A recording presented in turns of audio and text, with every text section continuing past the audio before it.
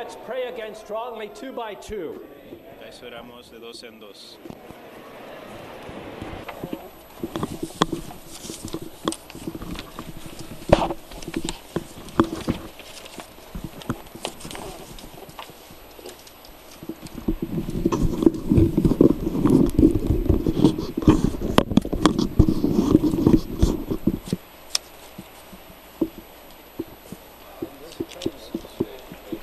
En este entrenamiento, cada mensaje es muy rico y muy lleno. Y tienen que prestar completa atención a cada punto en el bosquejo. Pero muchos de estos puntos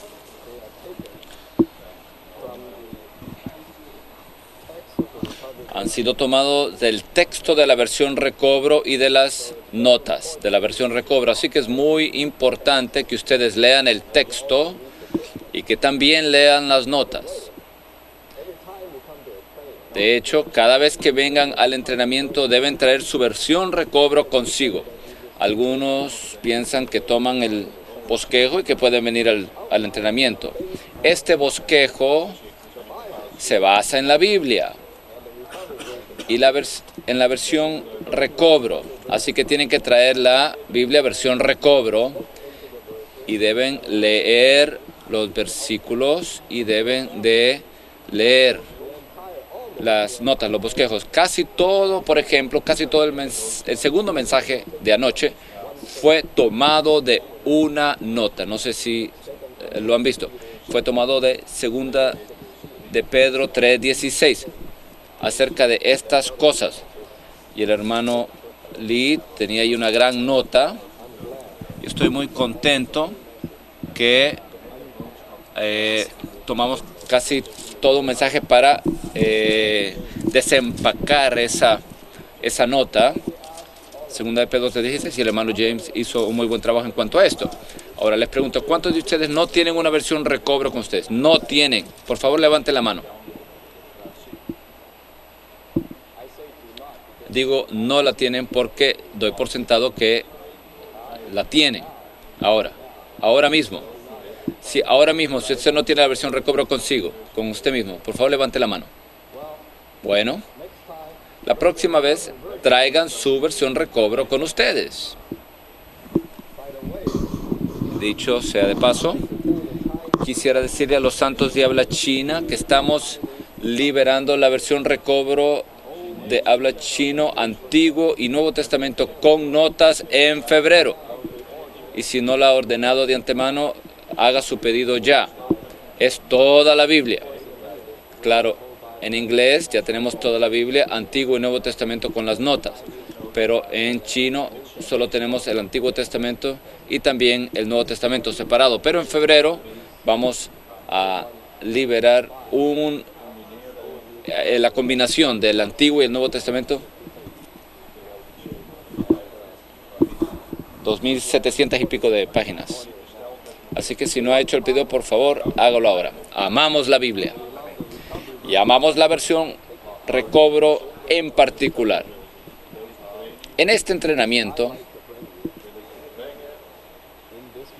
quisiera traerlos en esta reunión a presentarles algunas de las notas, y hay como unas 20 aquí, y se las presentaré y algunas de ellas las leeré con ustedes. Lo primero que quiero decir es que al hablar del gobierno de Dios, se habló del gobierno de Dios en el primer mensaje. Y quiero poner el tono apropiado en cuanto a cómo debemos conducirnos en este entrenamiento y cómo debemos tomar estos mensajes. En Primera de Pedro, capítulo 1, versículo 13, dice que debemos ceñirnos los lomos de nuestra mente. Esta es una maravillosa bendición del versículo 3 al versículo 12 en Primera de Pedro 1. Y la segunda parte de ese capítulo, Primera de Pedro 1, empieza a hablar de cómo esto es aplicado a nuestra vida diaria, o cómo debemos aplicarlo a nosotros. Y lo primero es que debemos ceñirnos los lomos de nuestra mente. Y el hermano Lee dice que nuestra mente es muy difícil que se concentre en un tema en particular. Alguien me dijo que la generación de ahora, el modo de operación típico es que hacen muchas cosas a la vez, multitareas, se saltan de una cosa a la otra rápidamente, así que es muy difícil que ellos presten atención a algo específico, porque en medio segundo ellos ya están en otra cosa. Así que lo primero es que usted tiene que ceñirse los lomos de su mente, y también dice que debemos ser sobrios. Primera de Pedro 1:13. Quisiera leerles esta nota, lo que significa que es ser sobrio. Tenemos que ser sobrios. ¿Qué es ser sobrios? En el versículo 13, Primera de Pedro 1:13. Nota 2. Dice: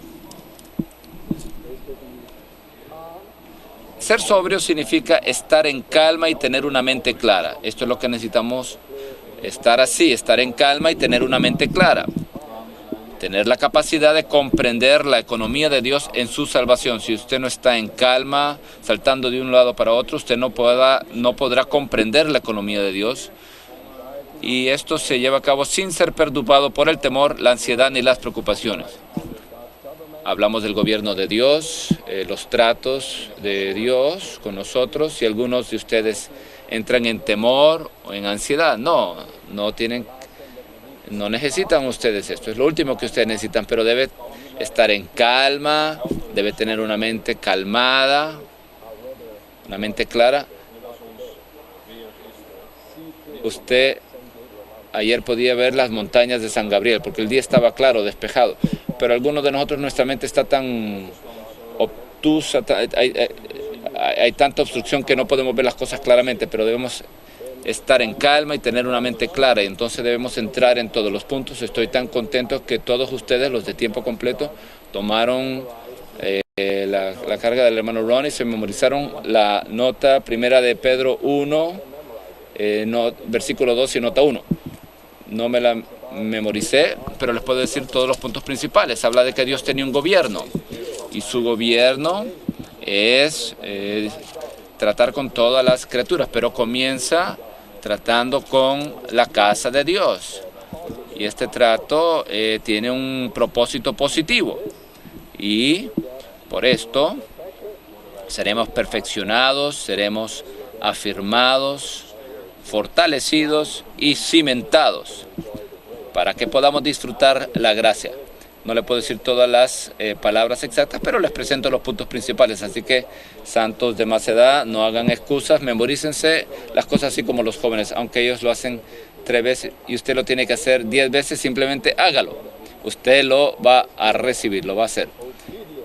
Esta palabra, la obediencia a esta palabra va a purificar las almas de ustedes. Esto es lo que nos dice el capítulo 1 de Pedro. Bueno, vamos ahora a este mensaje. Este mensaje habla acerca de la operación de Dios, la operación del Dios triuno. El hermano Ron mencionó que el gobierno de Dios es el tema, pero no es el enfoque central. El enfoque central es el segundo mensaje acerca de la economía de Dios. Y este tercer mensaje habla acerca de la estructura básica. Por favor, recuérdense de esta palabra, esta frase, la estructura básica. La estructura básica de este edificio son todas esas columnas y todas esas grandes vigas de acero. De hecho, déjenme decirles esto. Estamos remodelando el edificio 8 y hay 450 toneladas de acero que tenemos que poner en la estructura básica de ese edificio. 450 toneladas. ¿Sabe cuánto son 450 toneladas? Los que no tienen un sentir de lo que es este peso. 450 toneladas, le pregunté a Ray.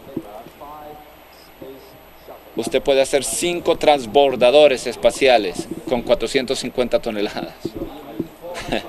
Así que necesita 450 toneladas para apoyar esa estructura, ese edificio, el edificio 8.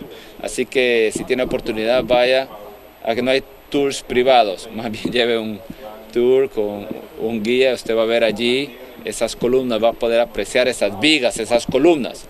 Bueno, ¿cuál es la columna, las vigas en Primera y Segunda de Pedro y Judas? Es la vigorosa operación que realiza el Dios triuno.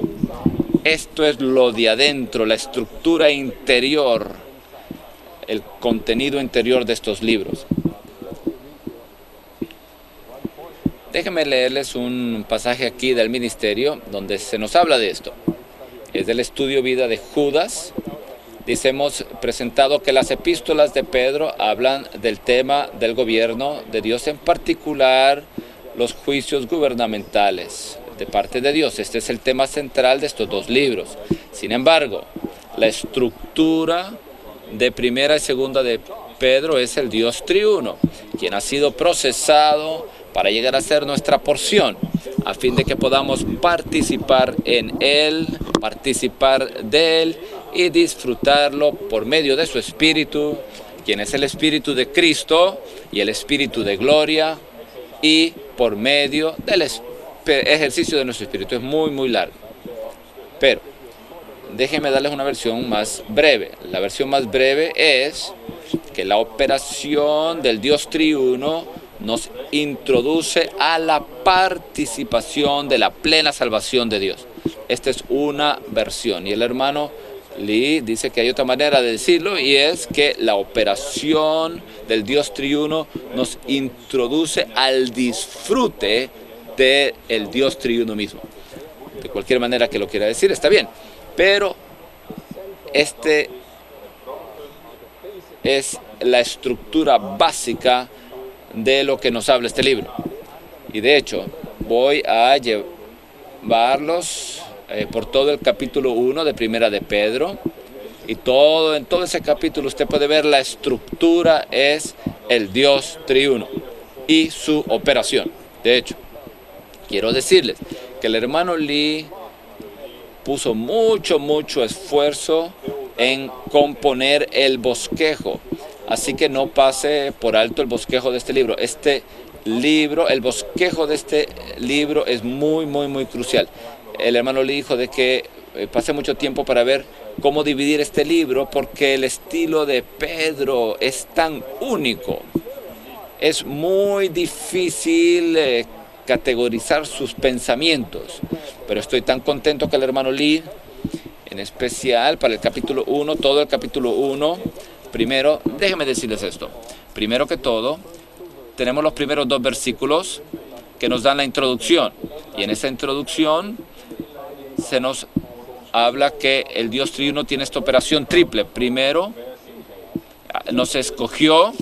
Segundo, al santificarnos. Y tercero, en que Cristo nos redimió. Y recuerden de este orden. Es Padre, Espíritu e Hijo. Porque aquí el Espíritu trabaja antes que el Hijo opere.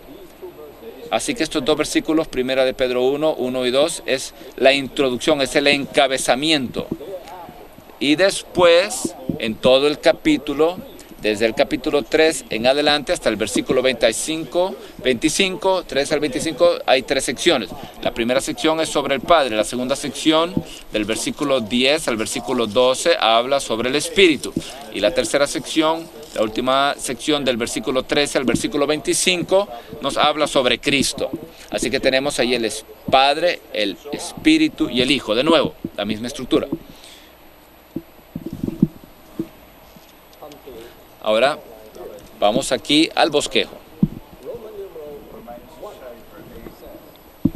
Punto romano número 1 dice: el capítulo 1 de Primera de Pedro, en especial los versículos 2 y 3,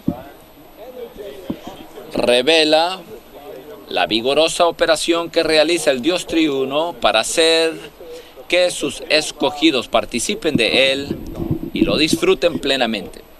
Para hacer que sus escogidos participen del Dios triuno y lo disfruten plenamente. Aunque este capítulo es breve, solo hay 25 versículos, sin embargo,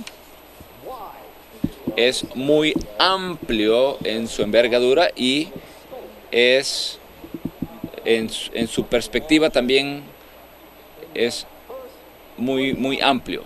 Por ejemplo, habla de la presencia de Dios. Esto ocurrió antes de la fundación del mundo.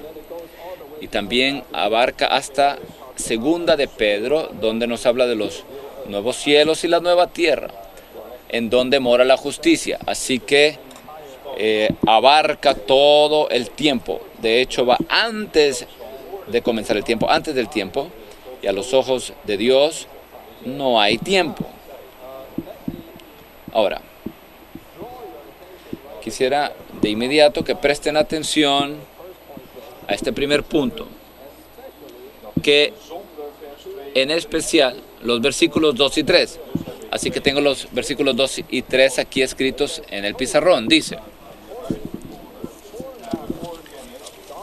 elegidos según la presencia de Dios Padre, en santificación del Espíritu, para obedecer y ser rociados con la sangre de Jesucristo, gracia y paz os sean multiplicadas. Este es el versículo 2. Y al menos hay 3 cosas acá. De hecho más, pero les señalo 3. Lo primero es, el Padre nos escogió. El segundo, el Espíritu nos santifica. Y el tercero es que la sangre de Jesucristo y el obedecer y ser rociados con ella. 3 cosas. Ahora aquí el versículo 3 nos habla de algo más que el Padre hace, y es que Él nos regenera. Así que el versículo 3 dice: bendito sea el Dios y Padre de nuestro Señor Jesucristo, que según su grande misericordia nos ha regenerado para una esperanza viva, mediante la resurrección de Jesucristo de entre los muertos. Ahora, tiene que masticar cada palabra. Por ejemplo, no dice nuestro Padre, sino dice el Padre de nuestro Señor Jesucristo. Después dice que nos ha regenerado para una esperanza viva. ¿Qué es esto? Y esa regeneración es mediante la resurrección de Jesucristo de entre los muertos. Todo esto tiene gran significado, y de hecho usted puede recibir mucho en cuanto a esto si tiene las notas de la versión Recobro. Pero principalmente hay 4 cosas acá. Número 1, el Padre nos escoge. Número 2, el Espíritu nos santifica. Número 3, la sangre de Jesucristo y obedecerla y ser rociados con ella. Y número 4, el Padre de nuestro Señor Jesucristo nos regenera para una esperanza viva. Así que considera algunos de los puntos más finos y abarcaremos algunos de ellos en el bosquejo. Hay 7 puntos. Número 1, elegidos o escogidos. Número 2, presencia. Número 3, en santificación del Espíritu. Número 4, obediencia a la sangre de Jesucristo. Número 5, rociados con la sangre de Jesucristo. Número 6, la regeneración por el Padre de nuestro Señor Jesucristo. Y número 7, regeneración para una esperanza viva. No añadí el versículo 4, pero el versículo 4 es la continuación del versículo 3 y dice que esta regeneración que nos da esta esperanza viva, y que esta esperanza viva es nuestra herencia, una herencia que es incorruptible, incontaminada,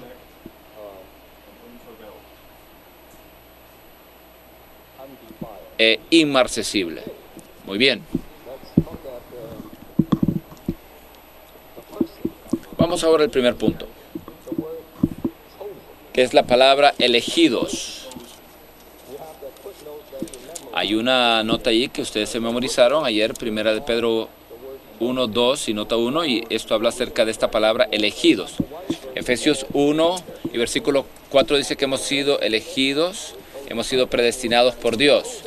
Ser escogidos es haber sido seleccionados.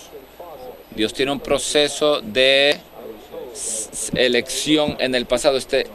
El proceso de entrar a la escuela de leyes de Harvard es muy difícil, pero hay un proceso de selección aún más rígido, más estricto, que se llevó a cabo antes de la fundación del mundo. Pero ¿sabes qué? Usted fue elegido. No me pregunte por qué. Yo también fui elegido también. Un día iré al Padre y dije, ¿por qué me elegiste a mí? De todas las personas en el mundo, yo sería el último que sería capacitado, pero bueno, hemos sido escogidos. Hemos sido escogidos. En el pasado fuimos escogidos de todas las personas entre el mundo y estábamos muy contentos, pero hay una expresión muy particular aquí y es que hemos sido escogidos por causa del gobierno de Dios. Esto es algo muy único. Y si usted no entiende este punto, entonces no entenderá toda esa nota que usted se memorizó. Hemos sido escogidos. No es la manera que Pablo lo dijo, para filiación y para santidad, sino que hemos sido escogidos porque Dios tiene un gobierno. Dios trata con todo el universo, pero Él escoge, ha elegido tener un grupo de personas que son unos peregrinos, estos peregrinos escogidos. Ellos han sido elegidos para primero tener el privilegio, no diga la mala suerte, más bien el privilegio de recibir el gobierno de Dios. Diga amén al gobierno de Dios. Esa es una palabra dulce. Imagínese que en este mundo, en este universo, no hubiera gobierno. ¿Qué ocurriría? Ahí habría anarquía. Si en la vida de usted no hay gobierno, ¿qué habría allí? Sería terrible. Bueno, agradecemos al Señor por el gobierno de Dios. Y es debido a que Dios tiene un gobierno que Él tiene que tratar con su creación y es por eso que Él nos escogió. De hecho, esta palabra elegidos no está en el versículo 2, sino que está en el versículo 1. Dice ahí que somos los peregrinos escogidos o elegidos. No somos los peregrinos que hemos sido elegidos, no, más bien que de todos los peregrinos en el mundo, nosotros somos los escogidos, peregrinos escogidos. Y en el versículo 1 dice que somos los peregrinos que están en la dispersión,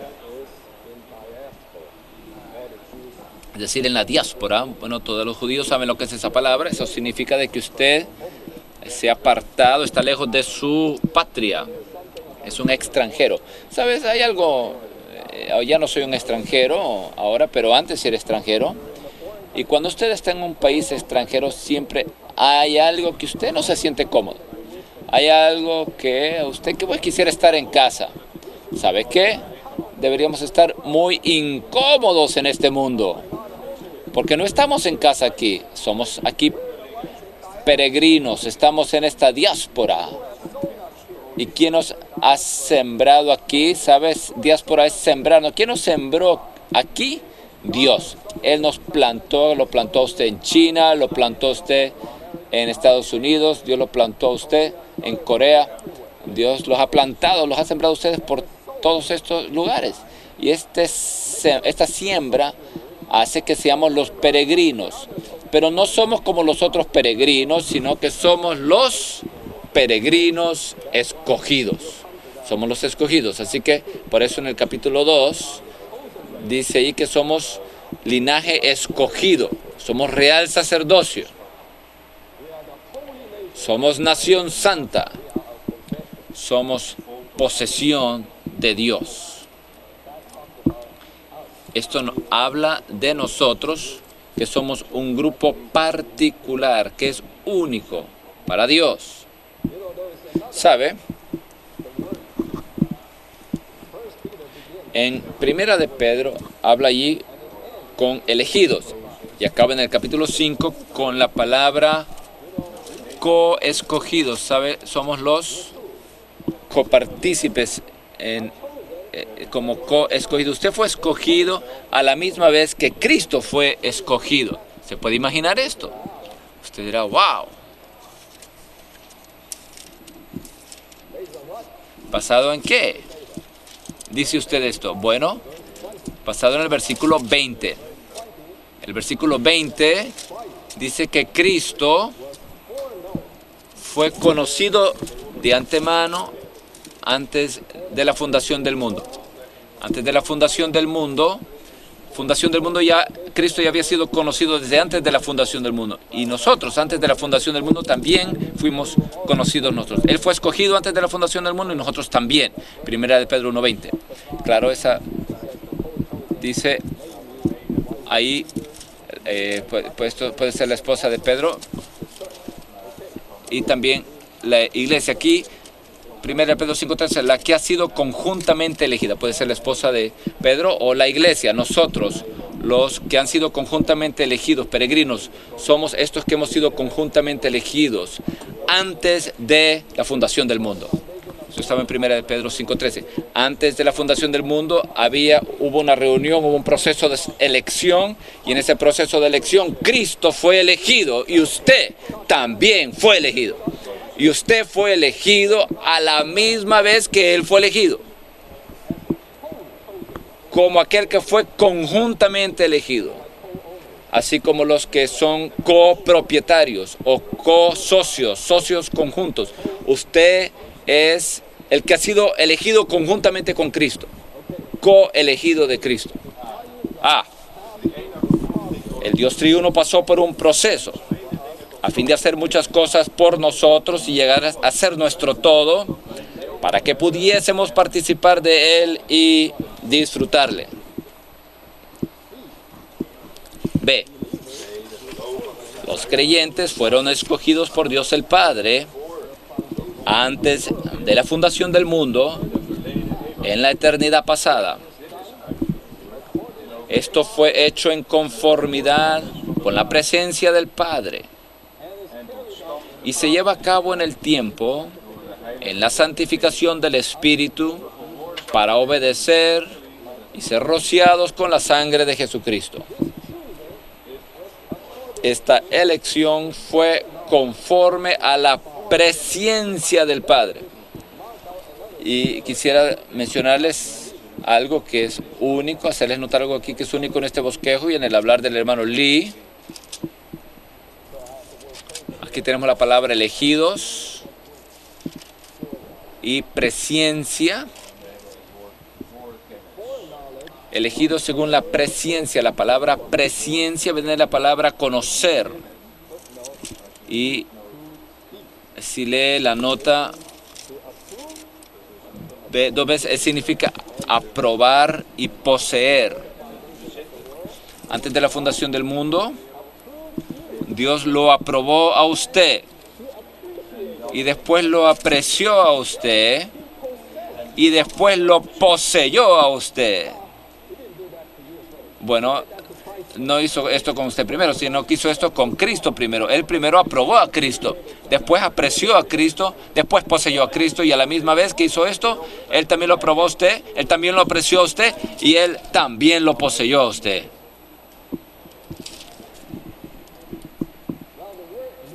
Bueno, la palabra conocer significa conocer de una manera íntima, así como el matrimonio. Así que José no conocía a María, es decir, que no se había casado con María. Así que conocer también significa casarse. En la eternidad pasada, Dios se casó con usted. Así que el hermano Lee tuvo ahí una palabra, él dice, ¡aleluya! La presencia de Dios incluye que Él nos aprobó de antemano, nos apreció de antemano, nos poseyó de antemano, nos reconoció de antemano, se casó con nosotros de antemano y nos designó, ordenó de antemano. Él no solamente lo eligió de antemano, sino que de antemano lo conoció a usted y se casó con usted, lo aprobó a usted, lo poseyó a usted. ¿Qué tal esto? Es por eso que usted debe entrar en el ministerio. Entonces ve, dice, wow, le saca todo el jugo.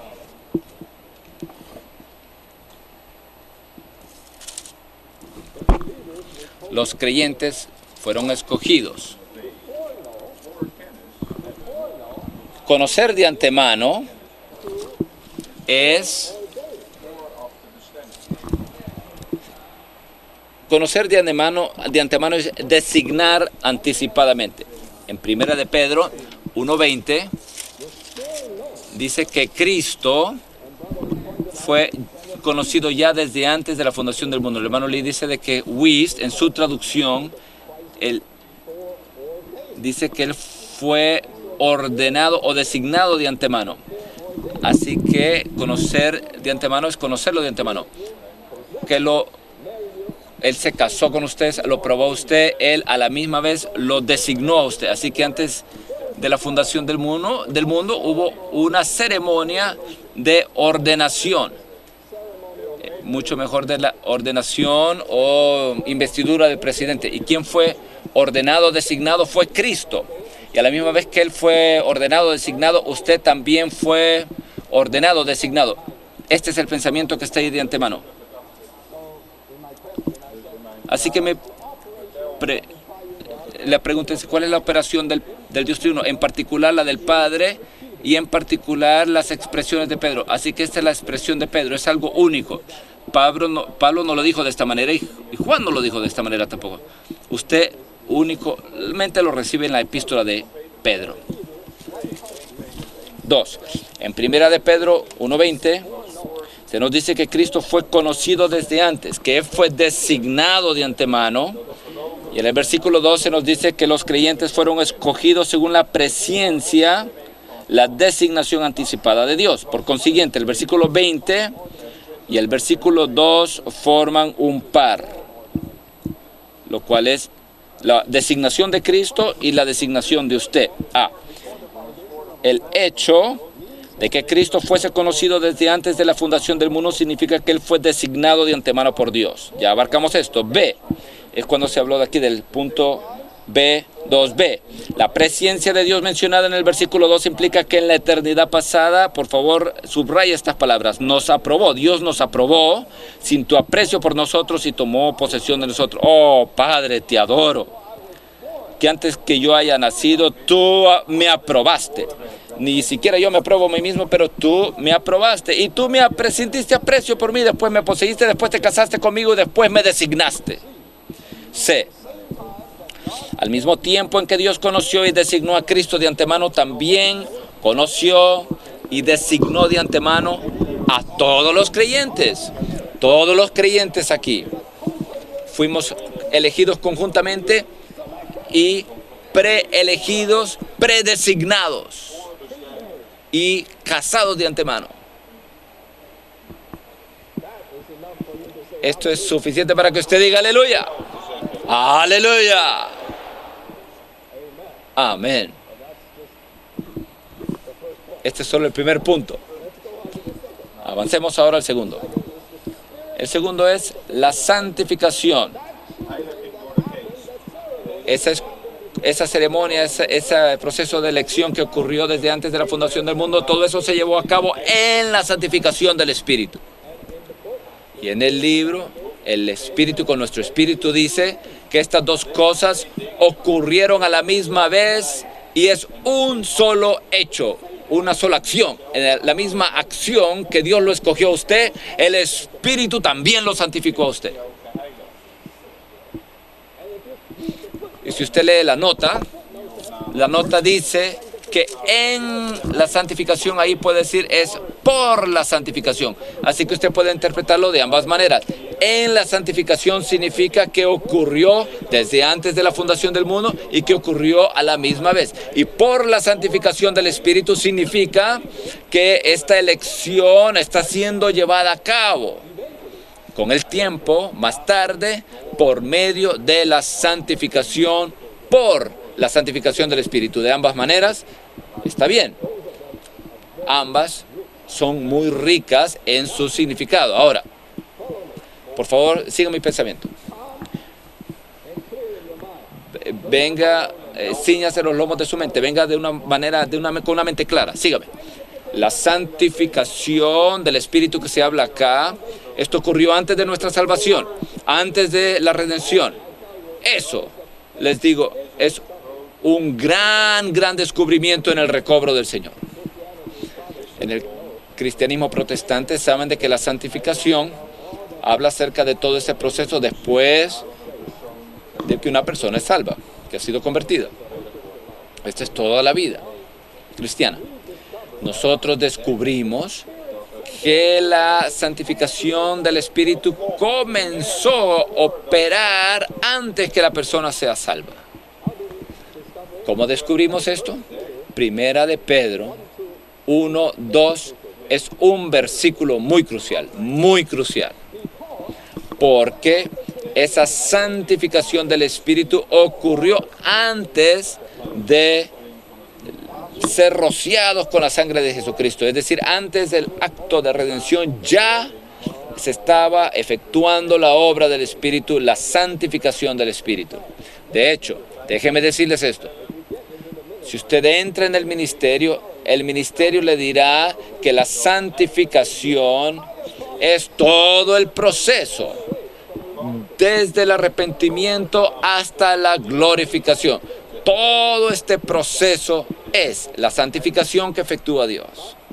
Pero, para algunos de ustedes que son nuevos con nosotros, Romanos capítulo 6, claro, nos habla que después de ser justificados, entonces entramos en la fase, en la etapa donde somos santificados. Y esta santificación es para justicia y es el fruto.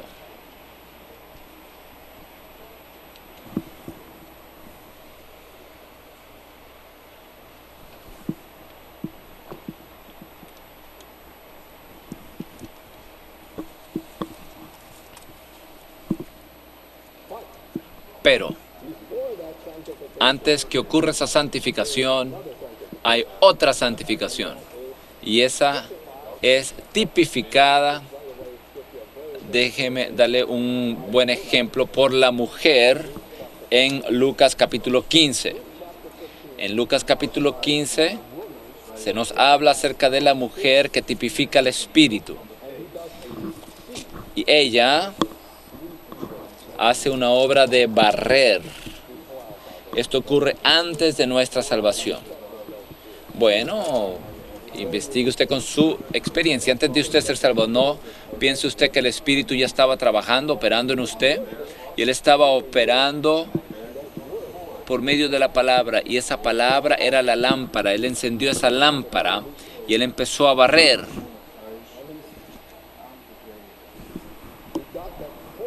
Y Él obtuvo esa moneda que estaba perdida, esa moneda que tenía la imagen de aquel que lo creó, pero que fue escondido allí oculto en el polvo. Ese era usted.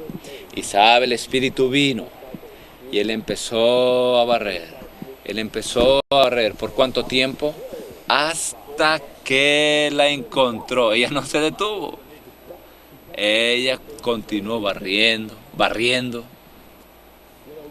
¿Sabe? Recientemente, algunos de los hermanos en Taiwán empezaron a invitar a aquellas personas, tenían reuniones del Evangelio, las personas eran bautizadas y después se bautizaban y se olvidaron de ellos. Bueno, ahora se dieron cuenta, los que todavía no han sido bautizados todavía tienen que trabajar con ellos. Así que hay más de 10,000 personas. No querían ser bautizadas, pero les dijeron, venga y estudie la Biblia con nosotros. ¿Y sabe lo que ocurrió? Cuando usted lee la Biblia, esa lámpara, la mujer, empieza a encender la lámpara y empieza a barrer. Esa es la santificación del Espíritu antes de la redención. Y esta es esta santificación en Primera de Pedro, que se nos habla aquí en Primera de Pedro 1:2.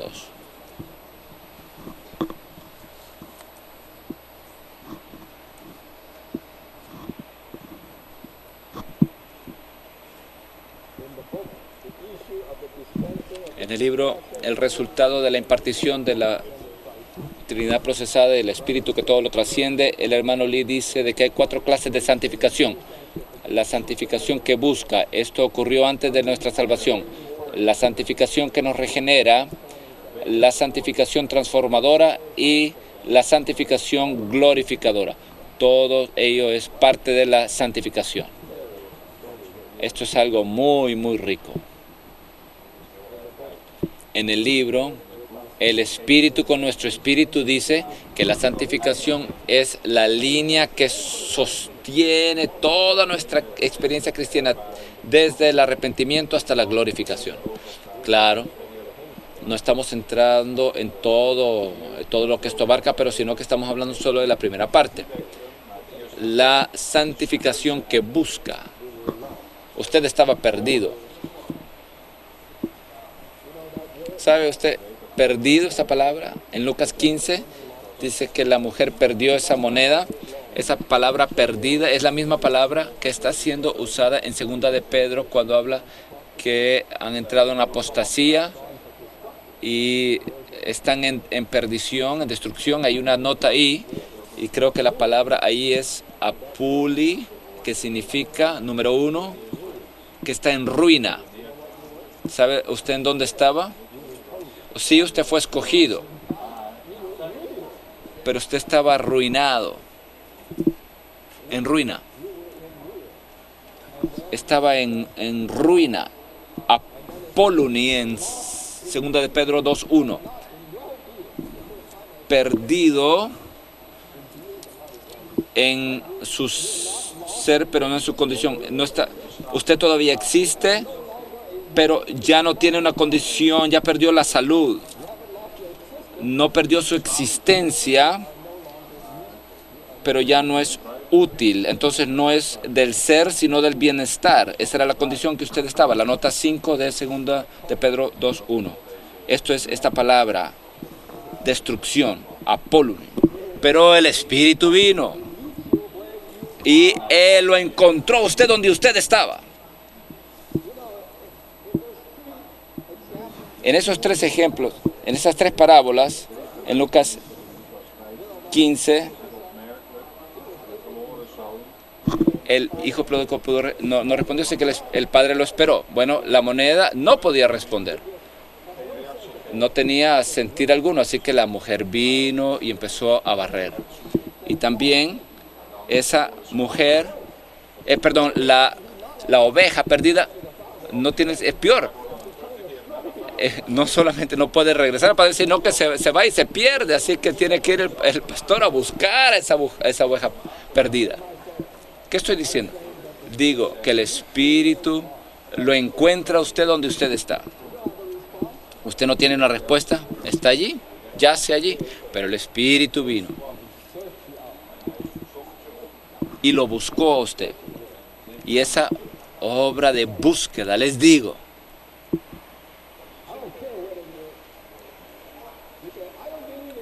aunque usted diga, yo no creo en Dios, yo no quiero ser cristiano, yo no estoy listo para ser bautizado, yo no estoy listo para invocar el nombre del Señor, está bien, no hay problema. Venga y lea la Biblia conmigo. Lea la Biblia conmigo.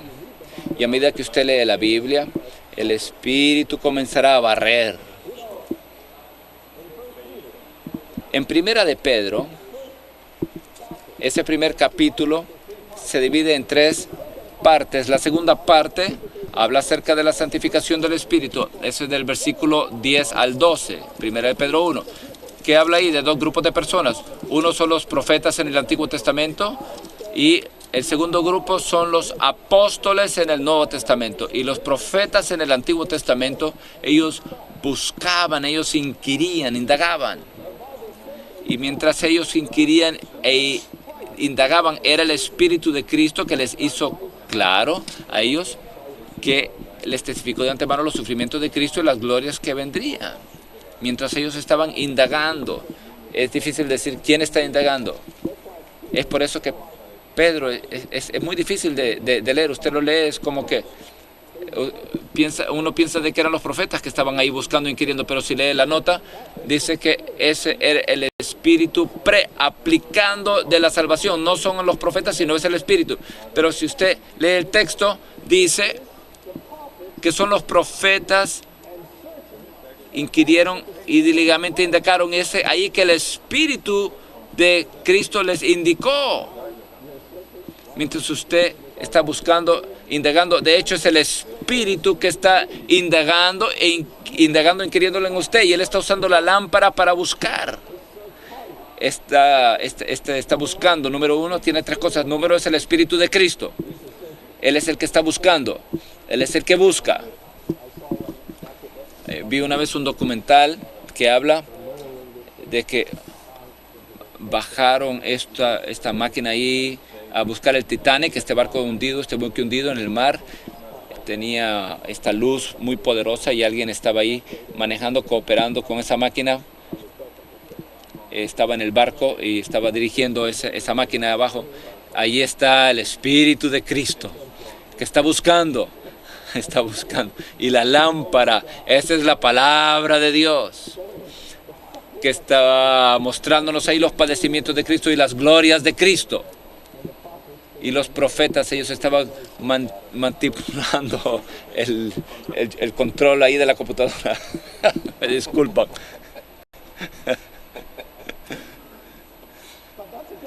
Pero ese es un muy buen cuadro de cómo el Espíritu estaba buscando. Oh, amo esta obra de búsqueda de parte del Espíritu. Antes nos buscaba la obra de sellar, de ungir del Espíritu. Estamos muy más familiarizados con eso, pero aquí hay otra palabra. El Espíritu indaga, inquiere, busca. Esa palabra busca, en el versículo 10, 1 Pedro 1:10, escudriña. Esta es inquirieron y indagaron. Es la primera en Corintios 2:10, donde habla que el Espíritu de Dios busca, escudriña las cosas profundas con relación a Dios. Es la misma palabra. Todo lo escudriña, el Espíritu todo lo escudriña, aún las profundidades de Dios. 1 Corintios 2:10. Esa búsqueda, ese escudriñar de los profetas en el Antiguo Testamento es la misma búsqueda que el Espíritu lo escudriña todo, aún las profundidades de Dios. Nunca me olvido de Ed, que está haciendo esa exploración por debajo del mar. Y si usted lee esa nota, dice que esa palabra escudriñar significa investigación activa y no solamente descubrimiento, sino que es exploración. Descubrimiento es casual. Ahí tropieza y se encuentra con algo, es un descubrimiento casual. Pero si usted en verdad quiere entrar en la palabra, no lo haga a la manera de descubrimiento. Claro, estamos aquí muchos superficialmente patinando sobre el hielo, pero más bien haga con exploración, y solo puede llevar a cabo esta exploración con el Espíritu. Déjeme leerles, dice aquí. La palabra griega se usa con referencia a una investigación activa e implica la adquisición de conocimiento exacto, no por un descubrimiento casual, sino por exploración. El Espíritu de Dios explora las profundidades de Dios con respecto a Cristo y nos la muestra en nuestro espíritu para nuestra comprensión y participación. Si usted le pregunta a Isaías, si le pregunta a todos los profetas en el Antiguo Testamento, ellos dirán, sí, eso era lo que estaba haciendo el Espíritu. El Espíritu escudriñaba las cosas profundas con respecto a Cristo en sus padecimientos y sus glorias, lo que incluye su resurrección, su ascensión, el hecho que Él regrese y que Él reine en su reino, el gobierno. Todas estas son las glorias de Cristo, y todas estas cosas son las riquezas de los aspectos de Cristo, y nos lo muestra a nosotros en nuestro espíritu para nuestra comprensión y participación. Entonces otra nota dice ahí que estas cosas se refieren a las cosas profundas de Dios, que son Cristo en muchos aspectos como nuestra porción eterna. Muy bien, así que no me importa si usted es salvo, si no es salvo, simplemente venga a mí y venga a un estudio de la Biblia. Y cuando usted venga conmigo a leer la Biblia y a leer las notas y a entrar en las profundidades y entrar en ese pequeño submarino, exploremos las profundidades de Cristo, veamos sus sufrimientos, veamos su gloria. ¿No es esto maravilloso? Esto es solamente el Antiguo Testamento. Y entonces en el Nuevo Testamento dice que los profetas del Antiguo Testamento, ellos escribieron todas estas, lo pusieron todas estas cosas en sus escritos para los apóstoles del Nuevo Testamento, para que los apóstoles del Nuevo Testamento, ellos predicaran esto como evangelio, por el Espíritu Santo que fue enviado del cielo. Y esto era tan maravilloso que los ángeles, ellos estiraban sus nucas para ver esto. ¡Wow! ¡Wow! ¿Qué es esto? Este es el evangelio que estamos predicando. El evangelio que estamos predicando es las cosas profundas de Dios por medio de nuestra exploración.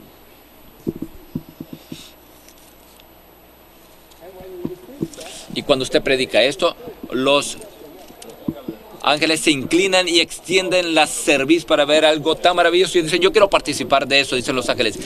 El Watchman dijo, si los ángeles pudieran participar en la predicación del evangelio, él dijo de que todos los cielos estarían vacíos. Piense acerca de eso. Los ángeles, ellos se inclinan y extienden la cerviz y están diciendo, yo quisiera participar en eso. Y ya sea que sea de los profetas del Antiguo Testamento o los apóstoles del Nuevo Testamento, todos estaban ahí escudriñando juntamente con el Espíritu. Los profetas del Antiguo Testamento con el Espíritu de Cristo. Los apóstoles del Nuevo Testamento, el Espíritu Santo enviado del cielo. Uno, el Espíritu Santo sobre ellos y el otro, el Espíritu en ellos. Y en ambos casos es el Espíritu con la palabra que los introduce a ellos a las riquezas de Cristo. Y eso es la santificación del Espíritu. Esto es todo lo que abarca la santificación del Espíritu. Todo eso está en las notas. Usted lee las notas, usted lo comprende todo esto. ¿No es esto rico? Esta pequeña frase. Esta es la operación del Espíritu. Y esta es solamente la santificación que busca. Ni siquiera hemos hablado de la santificación que regenera, la santificación que transforma y la santificación que glorifica. No hemos hablado de eso todavía. Bueno. Ahora, el próximo.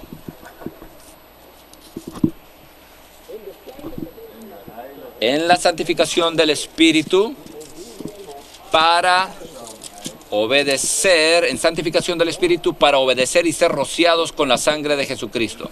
Lea la nota, creo, es 2:6, donde dice, Primera de Pedro 1, 2:6, donde habla ahí que es según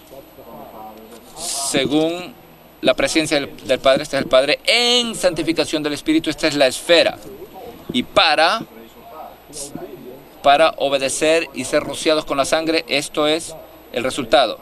Según denota el terreno, la base, en denota la esfera y para denota el fin o resultado. Aquí tenemos el Dios triuno, se usan tres distintas preposiciones con respecto a los tres pasos dados por el Dios triuno para ser partícipes de su salvación plena a sus elegidos.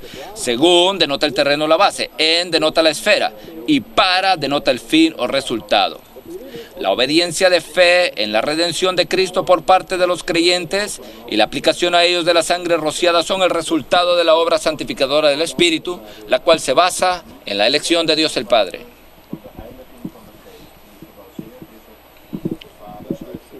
Veamos.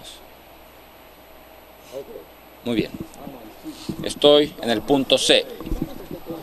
La santificación de Dios el Espíritu lleva a cabo la elección que hizo Dios el Padre.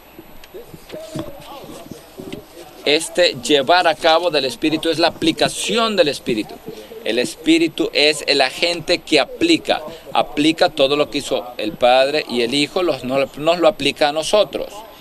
Y esta aplicación es el llevar a cabo la elección que hizo Dios el Padre. Número 1.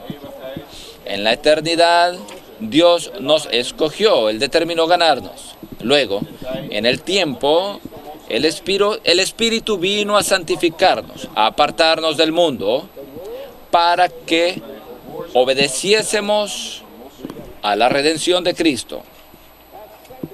Esa obra de santificación acaba en el sentido cuando usted obedece a Cristo. Usted obedece la redención de Cristo.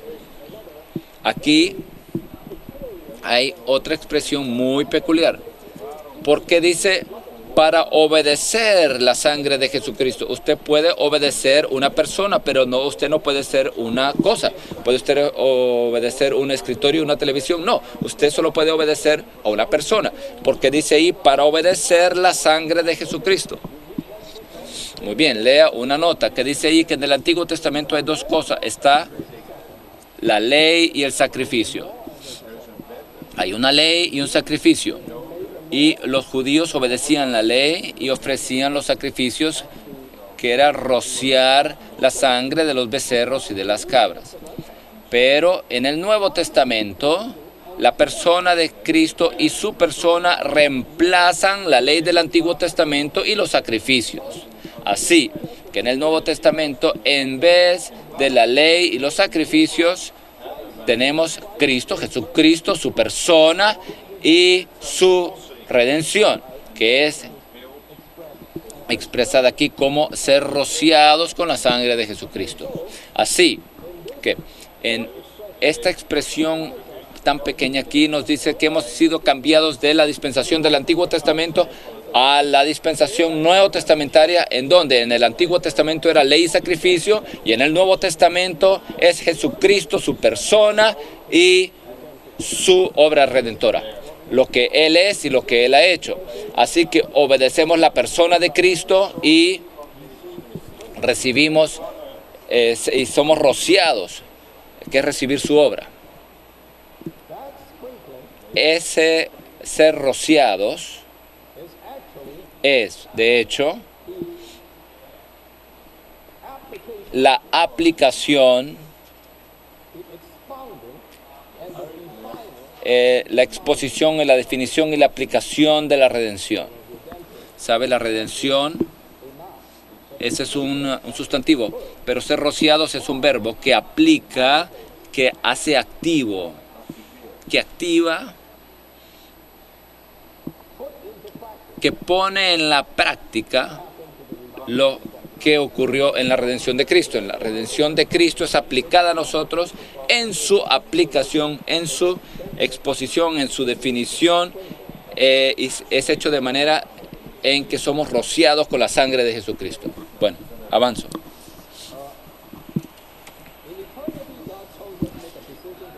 En la eternidad Dios nos escogió, Él determinó ganarnos. Luego en el tiempo el Espíritu vino a santificarnos, a apartarnos del mundo para que obedeciésemos a la redención de Cristo. Ya leímos esto. 2. La santificación de Dios, el Espíritu, nos separa del mundo y hace que recapacitemos, nos arrepintamos, nos volvamos a Dios, a fin de que le pertenezcamos a Él y disfrutemos su completa salvación. Número 3. En Primera de Pedro 1:2, la santificación del Espíritu sucede antes de nuestra obediencia a Cristo y de tener fe en su redención, lo cual indica que la obediencia de la fe de los creyentes en Cristo es el resultado de la obra santificadora del Espíritu. Primero está la obra santificadora del Espíritu, y esto tiene como resultado en que nosotros tengamos fe en la persona de Jesucristo y que nosotros obedezcamos y recibamos su obra redentor, que es ser rociados con la sangre. Entonces, el tercer aspecto, tenemos ahí el Padre, tenemos el Hijo y el Espíritu. Aquí entonces está obedecer y ser rociados con la sangre de Jesucristo. El D, el resultado de la santificación del Espíritu es que nosotros participemos en la aspersión de la sangre de Cristo, que es la aplicación de la redención. La aplicación activa, no algo como una doctrina pasiva, sino la aplicación activa de la redención. Número 1, la santificación del Espíritu nos trae a la sangre que el Salvador derramó en la cruz y nos aparta para que recibamos esta provisión divina. Esto nos separa, la aspersión de la sangre, esto nos separa. En el Antiguo Testamento, cuando eran rociados con la sangre, ellos eran apartados, separados. Número 2, la aspersión de la sangre redentora de Cristo introduce a los creyentes que han sido rociados en la bendición del nuevo pacto, que es el pleno disfrute del Dios triuno. Con la aspersión de la sangre se promulga, se hace vigente el nuevo pacto. Y este nuevo pacto nos trae 4 cosas. Nos trae la redención, el perdón de los pecados. Número 2, nos da un nuevo corazón y un nuevo espíritu. Número 3, escribe en nosotros la ley del espíritu de vida, en nuestros corazones. Y número 4, Dios llega a ser nuestro Dios y nosotros llegamos a ser el pueblo de Dios. Esto es lo que nos trae el nuevo pacto. Y la aspersión de la sangre nos introduce en este disfrute y en esta bendición del nuevo pacto. Aleluya. 3. Lo primero que Dios hace en su obra salvadora es rociarnos con la sangre del segundo de la Trinidad. De este modo somos lavados, perdonados, justificados y reconciliados por Dios. ¿Sabe la tercera sección? Cuando habla acerca de la redención de Cristo, que tiene como resultado un vivir santo. Hay vida de que esta sangre es una sangre preciosa, la preciosa sangre, especialmente los jóvenes. Ustedes tienen que ver cuán preciosa es esta sangre. Sin esta sangre usted nunca podría disfrutar del nuevo pacto. Usted nunca podría ser separado. De hecho, en el libro de Hebreos se nos dice de que esta sangre nos introduce, nos lleva al monte Sión. Allí la sangre habla cosas mejores que la sangre de Abel. Y esta sangre también santifica a todo el mobiliario del tabernáculo y nos introduce al lugar santísimo. Oh, esto es algo maravilloso. Tengo que leer esto en Hebreos, capítulo 9.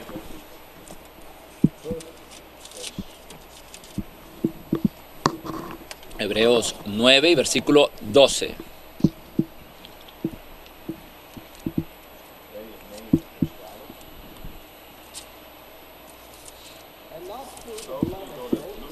Y no por sangre de machos cabríos ni de becerros, sino por su propia sangre, entró una vez para siempre en el lugar santísimo, obteniendo así eterna redención. En Pedro habla acerca de las cosas corruptibles como la plata y el oro, y compara esto con la sangre preciosa de Cristo. Y aquí se nos dice de que esta sangre obtiene para nosotros una eterna redención. Porque si la sangre de los machos cabrillos y de los toros y las cenizas de la becerra rociadas a los contaminados santifican para la purificación de la carne. En el Antiguo Testamento, cuando usted rocía, usted separa de todo aquello que es común, no solamente las cosas pecaminosas, de todo aquello que no es de Dios. Así que usted pueda ser separado o apartado para con Dios. Nosotros somos aquellos que hemos sido rociados, los peregrinos, los que estamos en la diáspora. Nosotros hemos rociados a fin de ser apartados. ¿Separados de qué? ¿Sabe? En otros lugares dice de que somos separados del pecado.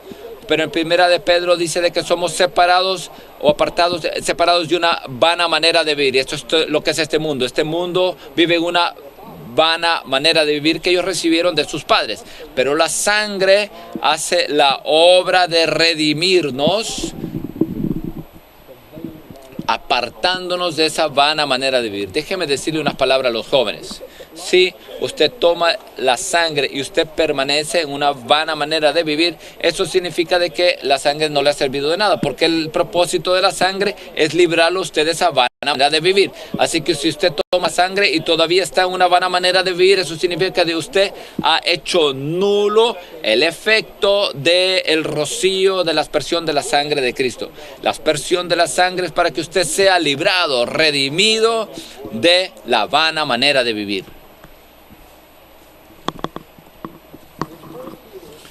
En Primera de Pedro 1:2, la obediencia, 4, dice, en Primera de Pedro 1:2, la palabra obedecer implica arrepentimiento y fe.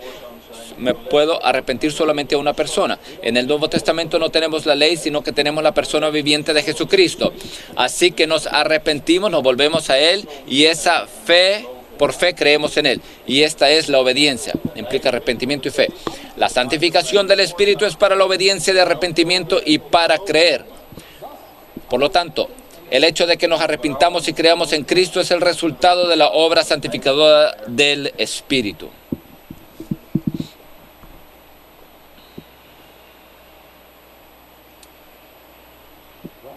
Bueno, continúo. Ya abarcamos el Padre, el Espíritu, el Hijo. Ahora, el próximo punto es que el Padre, además de escogernos, Él también nos regeneró. Hemos sido regenerados por el Padre. Este es un Padre especial. Es el Padre de nuestro Señor Jesucristo. No es el Padre de los judíos. Somos regenerados. Él nos ha regenerado.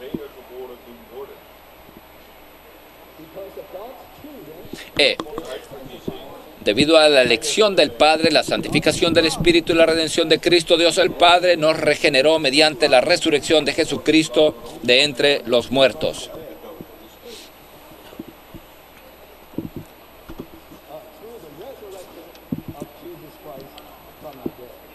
Mediante la resurrección de Jesucristo de entre los muertos. Bueno, vamos a la nota. Primera de Pedro 1:3. Nota 4.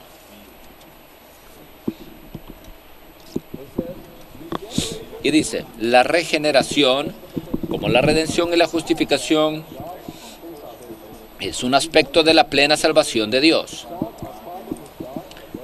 La redención y la justificación resuelven el problema que tenemos con Dios y nos reconcilian con Él. Esto ya lo entendemos. La regeneración nos vivifica con la vida de Dios, llevándonos a una relación de vida, una unión orgánica con Dios.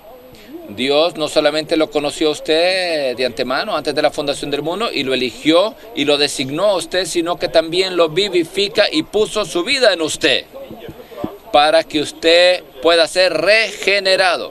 ¿Y cuándo fue usted regenerado? Usted fue regenerado mediante la resurrección de Jesucristo, cuando Cristo resucitó. En ese momento, usted fue regenerado. El hermano Lee presentó una nota maravillosa de Dean Alford y dice que esa resurrección de Cristo hace posible, trae ese potencial de esa regeneración. Esto trae una esperanza viva. Mastiquen esto. En 3:6. Perdón, no, está en el 3:4 de Alford. En la nota, primera de Pedro 1:3, nota 4, dice: la regeneración nos vivifica con la vida de Dios, llevándonos a una relación de vida en una unión orgánica con Dios. Por consiguiente, la regeneración da por resultado una esperanza viva. Esta regeneración tiene como resultado o es para una esperanza viva. En King James tiene una traducción terrible, dice una esperanza, es como que todavía estoy esperando, no está muerto, todavía estoy esperando. No, hasta aquí nos está hablando de una esperanza viva. ¿Qué es tener la esperanza de vida? Bueno, la mejor ejemplo es esto. Si usted tiene dos personas, ya están a 70 años de edad, están viviendo solos. Yo lo veo a usted, usted me ve a mí, esposo, esposa. En verdad no hay esperanza. Pero en nuestra casa tenemos un joven, un muchacho. Oh, hay esperanza. No en nosotros, sino esperanza en esa vida. Y si hay un nieto allí, oh, hay mucha esperanza. ¿Entiende ahora? Esa es la esperanza de vida. No la esperanza de morirse. No, la esperanza de que algo crezca en ese bebé. Que hay mucho futuro en ese bebé. Hay mucho potencial. Hay mucho futuro allí en el desarrollo de la vida de ese bebé. Esto es lo que significa que cuando somos regenerados recibimos una nueva vida y esta nueva vida nos introduce en la esperanza de vida. Este no es mi ejemplo, usted puede leer la nota 3:6 y de hecho le habla ese ejemplo, la esperanza viva que los creyentes recibe mediante la regeneración puede compararse con las expectativas para el futuro que el nacimiento de un niño trae a sus padres. Tales expectativas dependen de la vida del recién nacido. Del mismo modo, la vida que los creyentes recibimos mediante la regeneración nos capacita para tener una esperanza, la cual tiene muchos aspectos para esta era. Ahora tengo la regeneración, somos como bebé recién nacido. Ahora tengo mucha esperanza. No la esperanza en mí mismo, sino la esperanza en esa nueva vida en mí. Y entonces continúo para decirle, ¿qué es esta esperanza? ¿Qué es lo que puede hacer esta vida en esta era, en la próxima, en la era venidera y por la eternidad? En esta esperanza tenemos la esperanza de crecer en vida, de que maduremos, manifestemos nuestros dones, ejercitemos nuestras funciones, seamos transformados, venzamos, de que nuestro cuerpo sea redimido y que entremos en gloria en esta era.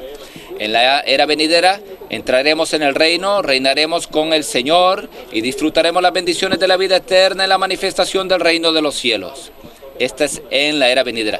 Y en la eternidad tenemos la esperanza de que estaremos en la Nueva Jerusalén, donde participaremos plenamente de las bendiciones consumadas de la vida eterna en su manifestación final en la eternidad. Esta esperanza viva, la esperanza de vida radica en la vida eterna, la cual recibimos mediante la regeneración. ¿Qué recibió usted en la regeneración? ¡Wow! Usted recibió vida. Y esta vida le introducirá la esperanza de vida en esta era, en la era venidera y en la eternidad. Esta es la regeneración, esto es lo que nos introduce la regeneración para una esperanza viva. Mediante la resurrección de Jesucristo de entre los muertos. ¿Qué hace posible? Trae este potencial, todas estas cosas maravillosas. Trae el potencial, hace posible todas estas cosas en esta era, en la era venidera y en la eternidad.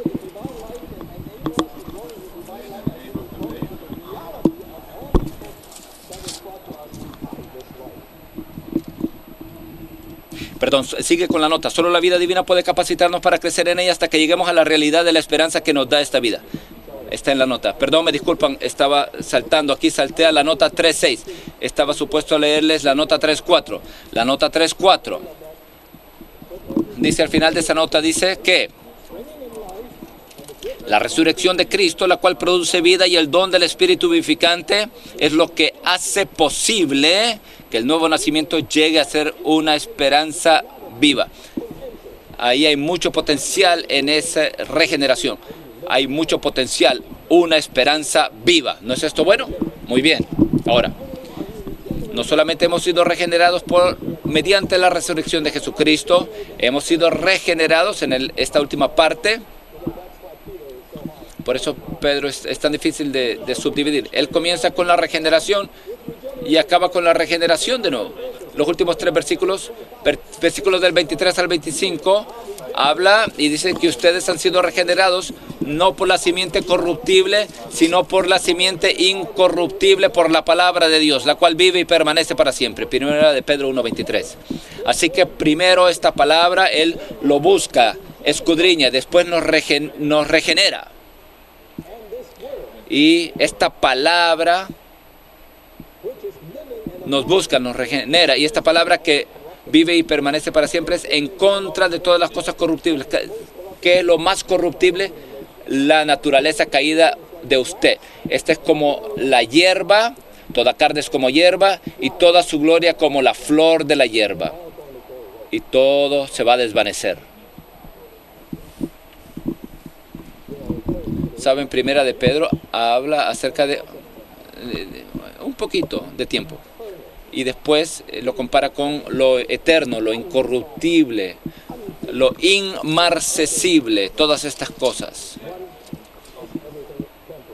Unas son las cosas temporales y las otras son las cosas eternas, imperecederas. Es un contraste.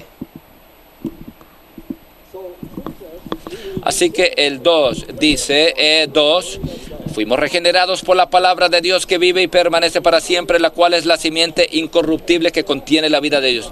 La semilla tiene una cáscara y dentro de esa cáscara está la vida. En la palabra de Dios ahí está la vida de Dios, y esa palabra como nos comunica vida, nos transmite vida. Cuando usted lea la versión Recobro con la nota, le transmite a usted, le comunica a usted esta vida. Y es por eso que la palabra en sí, esa palabra en sí, porque nos transmite vida, llega a ser una palabra que vive y que permanece para siempre. y está en contra de nuestra vida humana caída, que es la hierba, que es la flor de la hierba. Todos los poetas saben esto, cantan acerca de eso, así de que yo no tengo que hablarles acerca de eso, exponerles esto.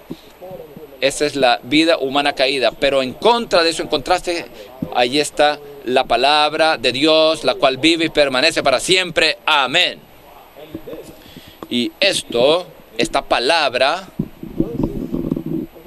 que está en contraposición contra esta semilla, perdón, con lo corruptible, contra la hierba corruptible, esta palabra de Dios permanece y vive para siempre. Es incorruptible. Y esto ha sido anunciado a ustedes como el Evangelio.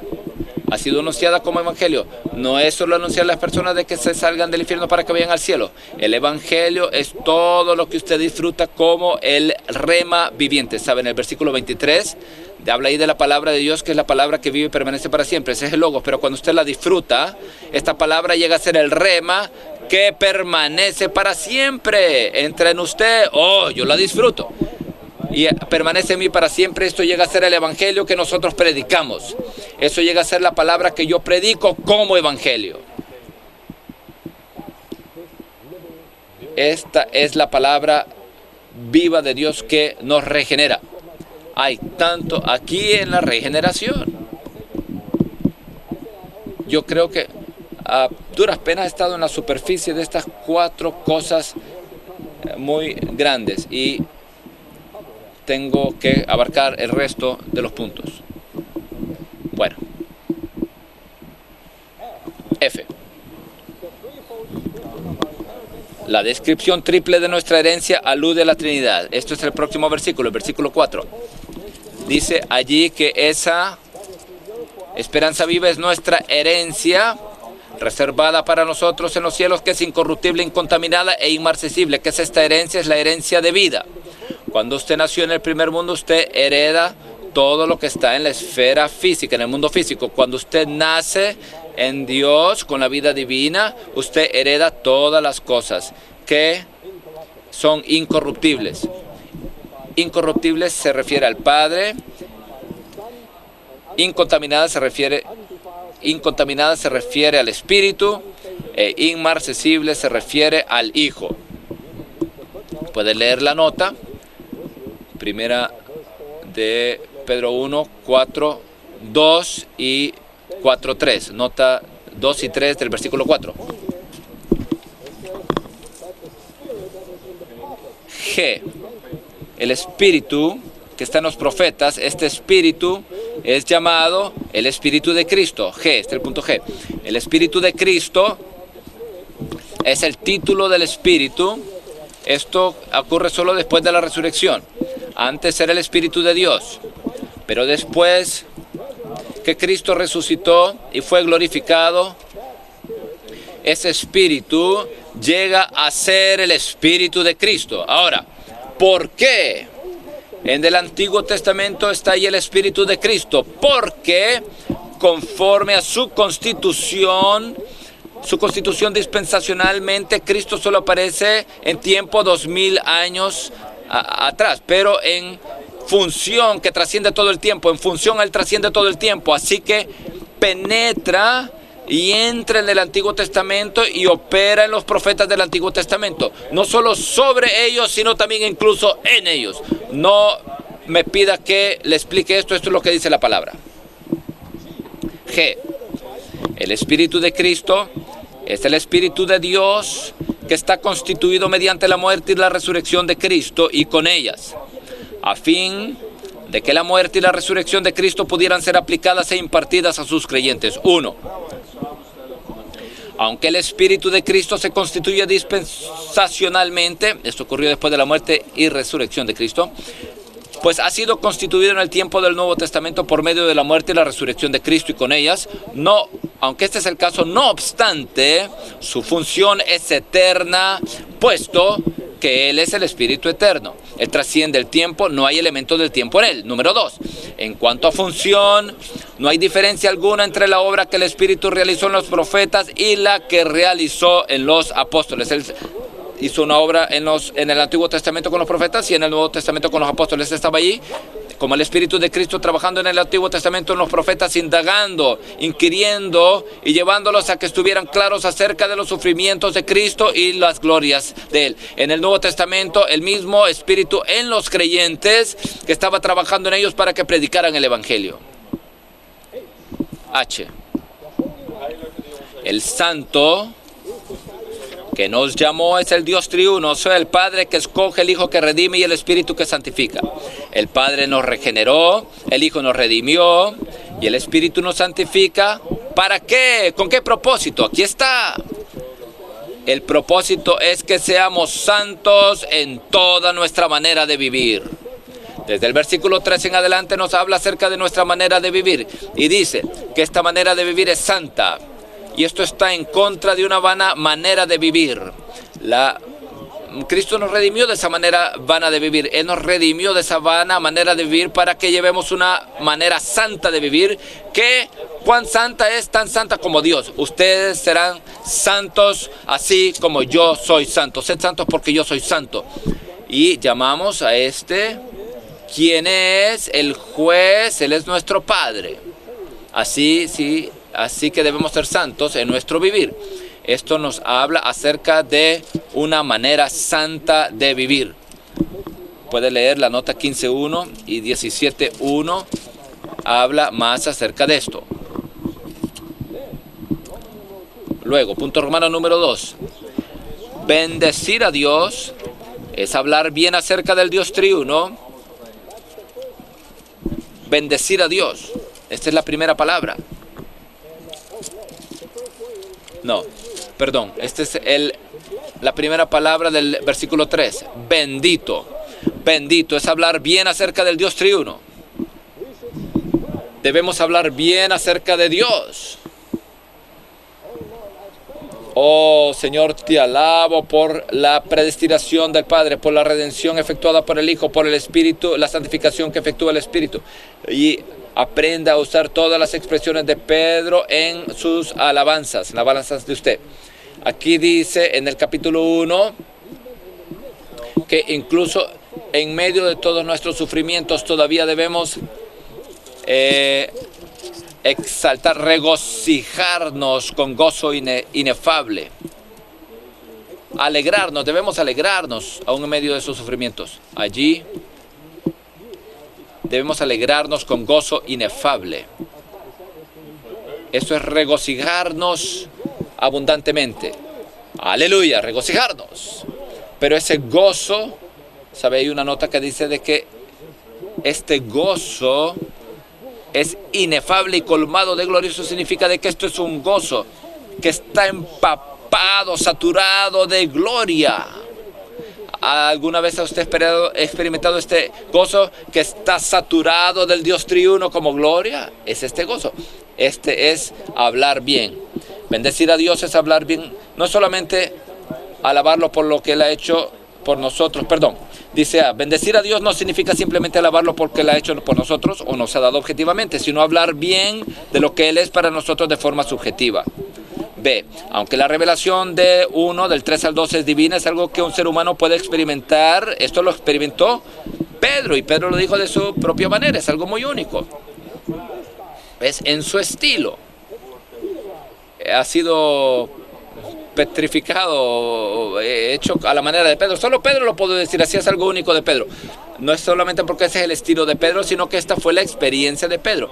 No solamente era su doctrina, sino que más bien fue la experiencia de Pedro. Considera el capítulo 5, cuando Pedro estaba ahí diciendo de que ceñidos de humildad, de que estaba hablando. Él estaba hablando de su experiencia acerca que cuando el Señor se ciñó a sí mismo con humildad.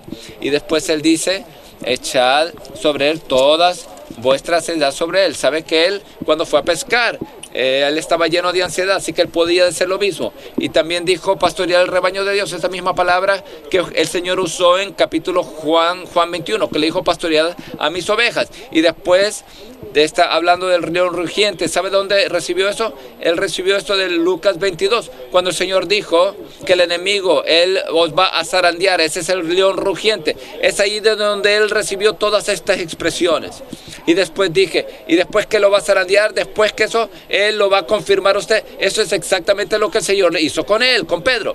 Después que vosotros seráis confirmados, confirmaréis a vuestros hermanos. Todas las expresiones Él las recibió de sus experiencias con el Señor. Las experiencias que Pedro tuvo con el Dios triuno. Y esto produjo estas expresiones peculiares, pero son divinamente humanas y humanamente divinas. Este es el bendecir, este es el hablar bien, este es el hablar maravilloso de Pedro en los versículos 3 al 12 y en el resto del capítulo 1. Amén. Finalmente, está listo para el postre. Después que tiene la maravillosa operación del Dios Trino, usted tiene la conciencia de Dios y tiene el pleno conocimiento de Dios. 2 versículos. Uno está en el capítulo 2, versículo 19. La conciencia de Dios. Por conciencia de Dios usted sufre. Porque esto es gracias si alguno por tener conciencia de Dios sufre aflicción padeciendo injustamente. Cuando hay versiones en chino, ahí habla de la conciencia. Yo no podía entender esto. Sufre aflicción padeciendo injustamente. ¿Qué tiene esto que ver con mi conciencia? Mi conciencia me dice lo que está bien y lo que está mal. ¿Qué esto tiene que ver con sufrir aflicción padeciendo injustamente? No tiene nada que ver. Estoy tan contento que en la versión recobro habla de tener conciencia de Dios. Cuando la conciencia de usted está empapada, saturada de Dios, porque su conciencia es parte de su espíritu, de que el espíritu no solamente juzga lo que está bien o mal, sino que juzga lo que es de Dios y lo que no es de Dios. Entonces, usted ahí, ciertamente esa conciencia se refiere a tener conciencia de Dios. Y esto es lo que ocurre si usted le injurian y usted no injuria de regreso. Si usted habla de regreso, no tiene esto nada que ver con el bien y el mal. Esto tiene que ver con mi sentir acerca de Dios. Yo no quiero perder la presencia de Dios, así que no respondo, no injurio cuando me injurian a mí. Los cristianos no deben vivir por el bien y el mal, sino que deben vivir por la presencia de Dios. Debemos tener conciencia de Dios. Tener conciencia de Dios significa percatarse de la relación que uno tiene con Él, lo cual indica que uno vive en una comunión íntima con Dios, manteniendo una conciencia buena y pura ante Él. En Mateo 11, el Señor Jesús estaba hablando acerca de Corazim y Betsaida y Capernaum, y no estaba Él en comunión con Dios, no estaba Él hablando, teniendo conciencia de Dios. Sí, Él vivía en comunión íntima con Dios, manteniendo una conciencia buena y pura ante Él. Ciertamente, si vivimos en comunión íntima con Dios, mantenemos una conciencia buena y pura ante Él. Nuestro espíritu regenerado tiene un sentido agudo para con Dios, es decir, tiene una conciencia de Dios que hace posible que nos relacionemos con Dios y percibamos las cosas de Dios. De nuevo digo, si nosotros queremos vivir bajo el gobierno de Dios, debemos salirnos de la esfera del bien y del mal. De hecho, si usted está en la esfera del bien y del mal, usted dirá, ¿por qué me han tratado injustamente? No deberían tratarme injustamente. Usted entra en la esfera equivocada. No. Es porque usted tiene conciencia de Dios, usted está en la presencia de Dios, está allí, la nube de Dios está ahí, la presencia de Dios está ahí, así que usted no injuria de regreso cuando lo injurian a usted. 2. Tener conciencia de Dios es vivir en el Espíritu según Dios. Luego, el último punto. Ya me pasé del tiempo. El pleno conocimiento de Dios es un conocimiento de Dios basado en la experiencia. En 2 de Pedro, capítulo 1, hay 3 versículos, versículo 2 y 3 y versículo 8. El versículo 2 dice que gracia y paz sean multiplicadas en el pleno conocimiento de Dios. El versículo 3 dice que el divino poder nos ha concedido todas las cosas que pertenecen a la vida y a la piedad mediante el pleno conocimiento de aquel. El versículo 8 dice, si estas cosas están en vosotros y abundan, no os dejarán ociosos ni sin fruto para el pleno conocimiento de nuestro Señor Jesucristo. Así que en estos 3 versículos vemos ahí las 3 esferas del pleno conocimiento de Dios. Indica que es en la esfera del pleno conocimiento de Dios. Mediante, es decir, por el canal, el medio, mediante, y para es todo esto es para o como resultado. Así que es en, mediante y para. Todo esto es en el conocimiento de Dios, pleno conocimiento de Dios, y conforme a Tito es un conocimiento completo y apreciación de todo lo que Dios ha hecho. Así que por eso tiene que entrar en las notas, por eso tiene que estudiar, por eso tiene que no llegar a cierto conocimiento,